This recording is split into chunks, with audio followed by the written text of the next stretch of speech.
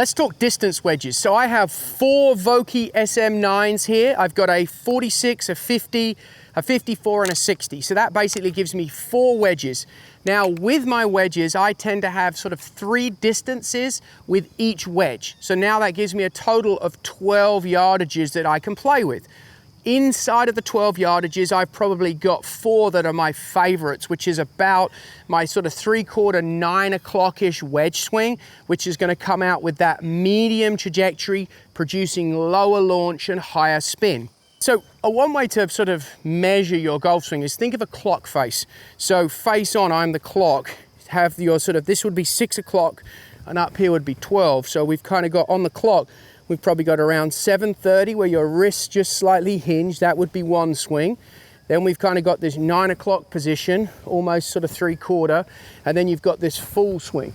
I would say that rarely do you use a lot of the full swing because it gets harder to manage what the club's doing. So sort of 3/4 is about the max for a good wedge shot, but then you're really trying to control how far it goes also with how much you turn your body. You want to really avoid sort of getting quick and linear or lateral because you're going to create a lot of load in the wrist, and now it gets really hard to use distance consistently. So you're just trying to use that clock face. Maybe it's 7:30, maybe it's 9 o'clock, or maybe it's a full swing, and then the distance it goes is really controlled with a combination of the length and then how hard you turn your torso. We just want to avoid a lot of slide. Imagine you're kind of in a door jamb or a barrel and you're just trying to rotate around. That's going to allow you to control the dynamic loft, hit those lower launch, higher spinning wedges.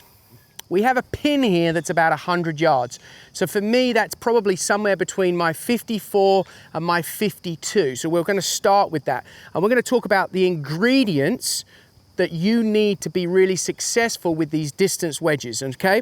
So I'm going to put these down. I've got my others in the bag. I don't need those for this distance. Maybe go back to the 50, but we'll see.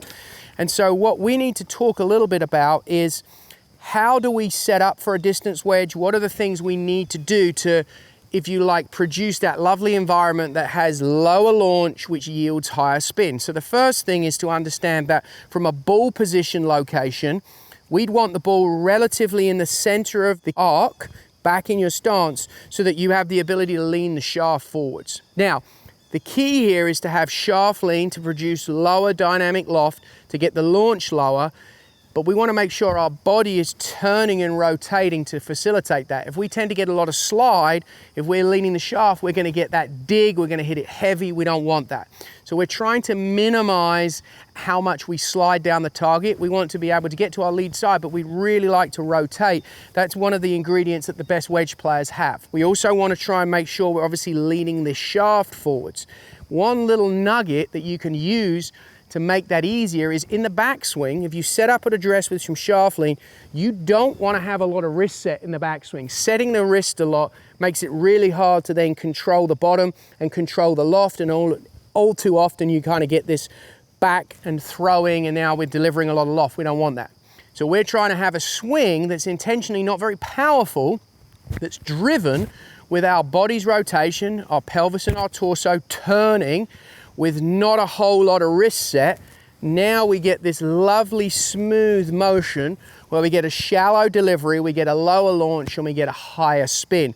In your mind's eye, kind of think of a Steve Stricker style wedge. That's very, very consistent, and that's going to produce a shot that you can use over and over again. And then just by changing clubs, you obviously have less loft, more loft. That alters your distances and the length of the swing. But we're going to start with what I would call a pretty stock sort of 9 o'clock swing here. I'm going to have the ball in the middle of my stance. I'm going to have the shaft leaning forwards. And then obviously the goal here, be aware of where your head is. With a driver, we'd like a little bit of tilt, but with an iron and a short wedge, we don't want that. We want to be a little more neutral because we want to stay on top of it because we're trying to produce that lower launch, which yields the higher spin. I'm also going to make sure I've got my premium golf ball, my Pro V1. I've got the face dry because we want to maximize the friction. So I need to keep the face nice and dry and the grooves clean. We don't want any debris in there. That will reduce the spin coefficient, and obviously we don't want that. So here I'm going to get set up. I've got the ball in the middle of the stance. I've got my shaft forwards. I would say I might creep the ball a little back of center just because I'm trying to rotate through not have a lot of set and lean that shaft. And we should get this shot coming out nice and low and should have some good control near the flag. So let's give it a whirl.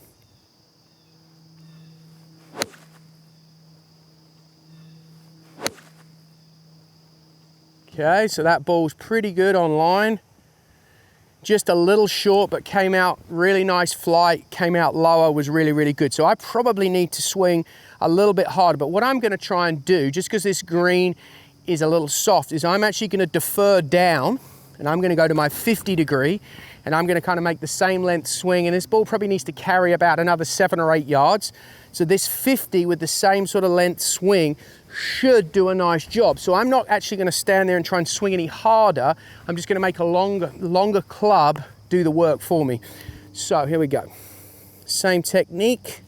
So ball slightly back, not much set. Gonna rotate, keep the loft down. Here we go, let's see what we get.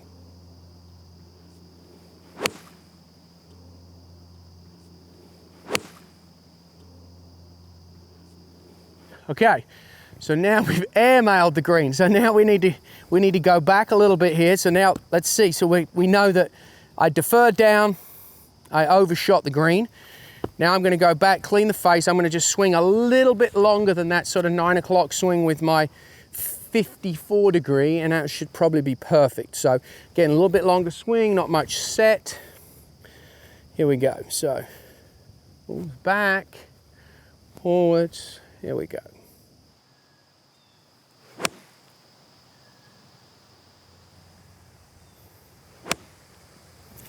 And that one's landed right by the flag.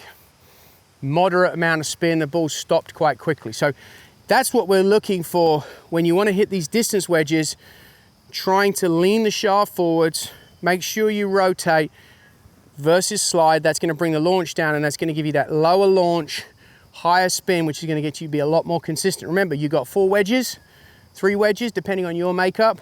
Choose a different club, learn to go up and down, and then work on your distances so that you know how far they go.